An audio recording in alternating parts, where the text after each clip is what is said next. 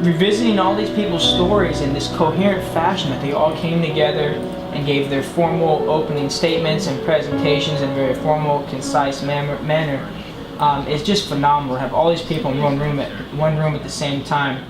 And what I'm getting from it, ultimately, is that everyone is understanding the same thing. And what that thing is that this is a planetary situation, and our society is on the border of being ready for this kind of information, and beyond the information, ready for what it actually implies when it comes to the level of technology and responsibility that comes with that technology that our civilization is going to have if this information is and when it is disclosed.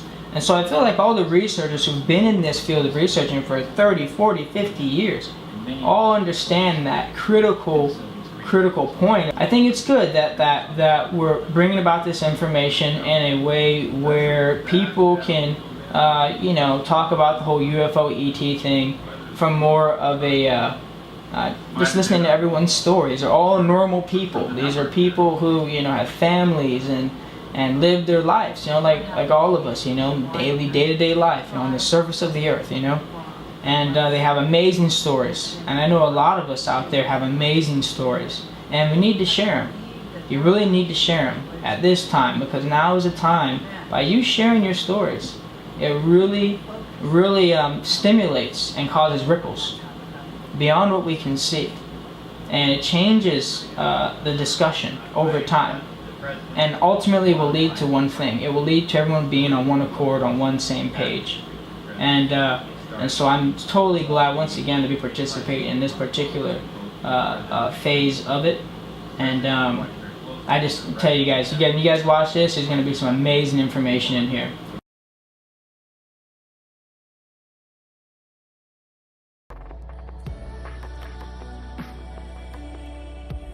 It's an honor to participate in editing and sharing his one of his last messages, which I feel is so packed with truth.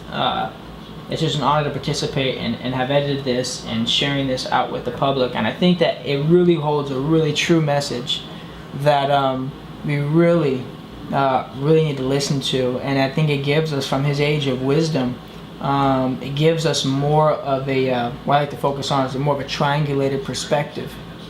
So instead of him saying, the government versus the people or some type of thing like that, his perspective is very simple, very common sense, very process oriented.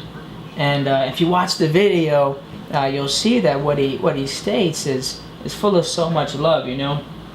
He says, every civilization in their scientific development, which is really just an expression of their awareness of their environment, planetarily speaking, they go through a nuclear age. Some civilizations experience a speed bump there, and that speed bump could look like people gone, right?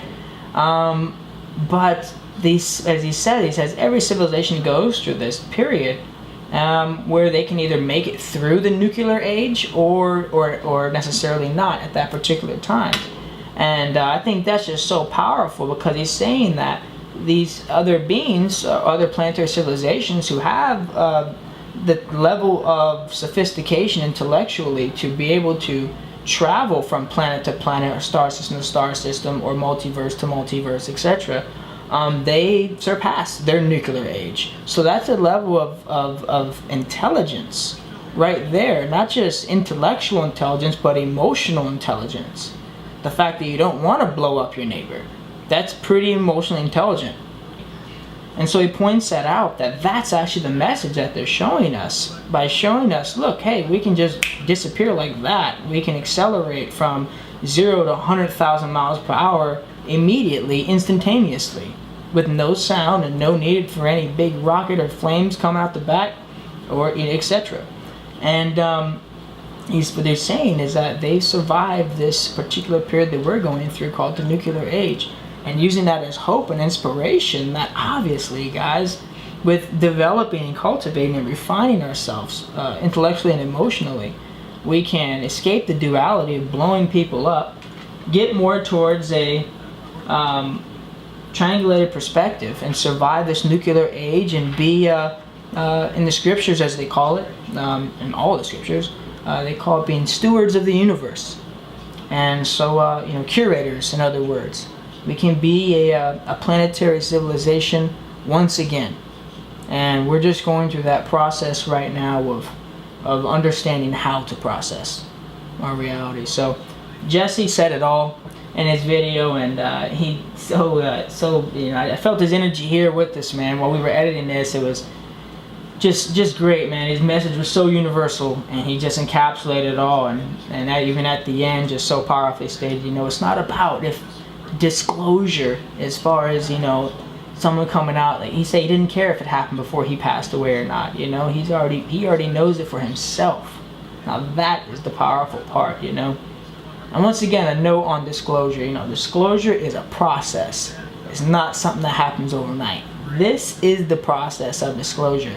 You listening right now and doing what you do in your life is the process of what we're calling disclosure. This is a process of uplifting our consciousness, becoming more aware, and developing more emotional and intellectual intelligence. Okay? And so this is something that is inevitable, and that is a natural process. This is not a war.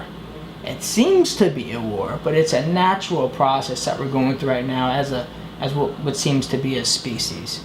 And so it's a one-way path. We're all going to make it through this, and thank you, Jesse, for your beautiful message, and blessings to the Marcel family.